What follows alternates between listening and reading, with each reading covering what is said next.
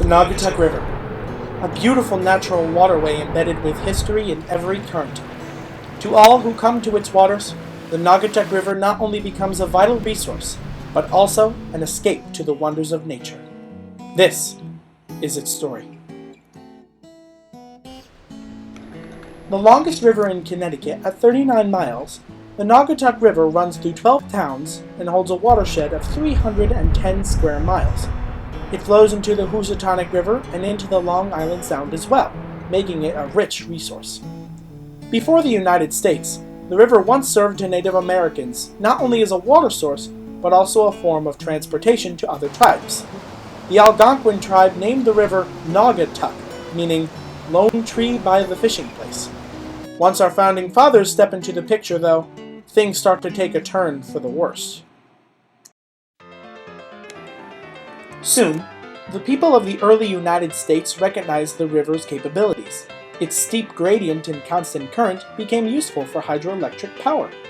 Soon many different American companies, such as Uniroyal Chemical, who owned the Naugatuck Power Plant, and the Beacon Falls Rubber Shoe Company, moved in and created many different mills around the river in the mid-1800s. This was the beginning of the Industrial Revolution. For instance, the Beacon Mill Village apartment complex in Beacon Falls, Connecticut, used the river in its heyday to produce tools for Civil War soldiers. However, it now serves as an apartment building, in which many of the town's residents now reside. In fact, the different buildings of the apartments are named after the buildings they were, back when the building was a factory. But with factories come waste. Our ancestors figured that it would be easier to dump their waste in the river than dispose of it otherwise. And so they threw caution to the wind, unaware of the drastic effects that would be borne. Increasing amounts of dangerous toxins and chemicals killed most of the fish, plants, and aquatic mammals that used the river as home.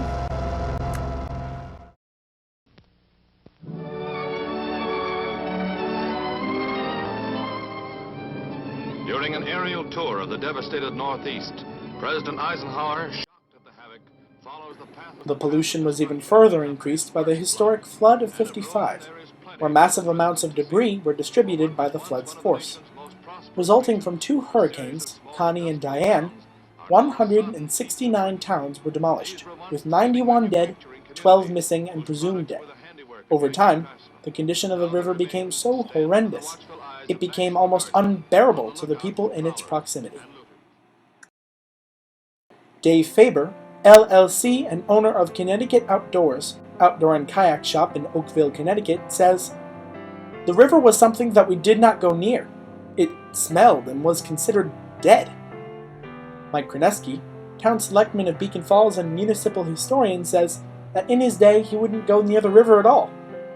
He says, "Nearly every day it changed color. I mean bright orange to green to red. One year, though I never witnessed this, it was supposedly on fire."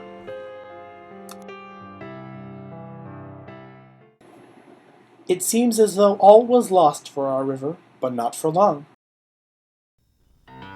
In 1987, the Department of Environmental Protection was formed, with their first order of business to clean up the Naugatuck River. They soon created many strict laws about dumping waste, and started many projects to remove all traces of chemical waste and restore its natural ecosystem. Not only them, but the whole valley is joining in on the restoration. Dave Faber has planned many different dates in the past for cleaning up the river. Dozens have volunteered to help restore the river to its previous beauty. In this still, several of Faber's team removed one of the giant industrial pipes found in the river. In fact, Faber and other fans of Connecticut Outdoors have planned their nearest cleanup on April 24th of this year, to pick up trash and remove all or most of the shopping carts from the river, because apparently they have become a big problem. And what a fantastic job they have done!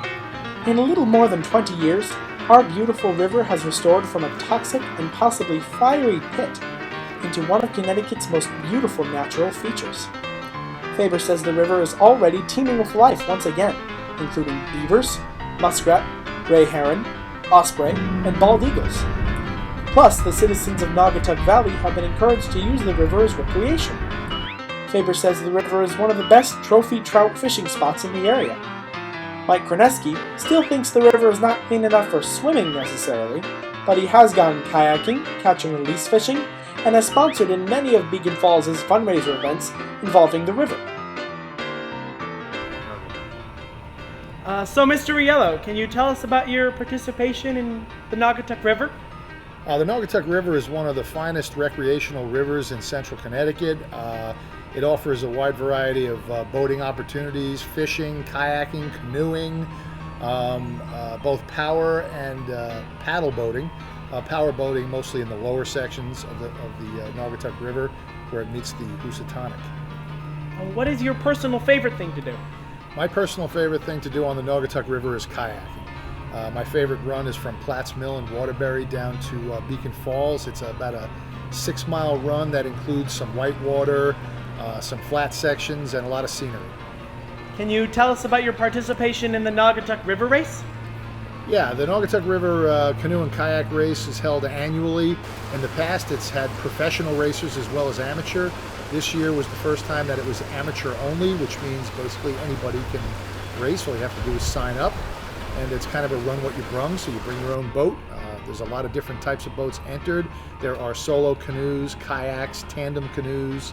My participation in the race is usually as a volunteer. I like to do safety on the water, which means basically being in my kayak on the race course and helping anybody out who gets into trouble.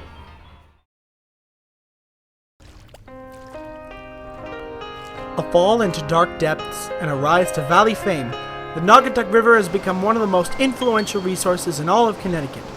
The citizens still plan to clean the river until it becomes as clean as if pollution never existed. It is our generation that plans to clean our resources, and it is future generations that the river will benefit.